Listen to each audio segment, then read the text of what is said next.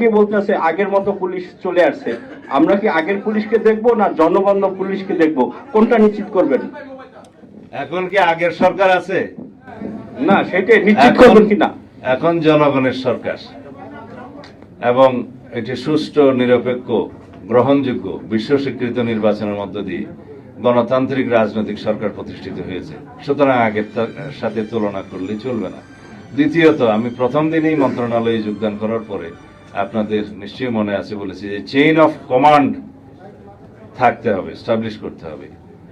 এখন যে প্রশ্ন আপনি তুললেন যে একজন ওসি সরাসরি মন্ত্রীকে ফোন করবে কিনা, সেটা আমরা এলাও করি নাই।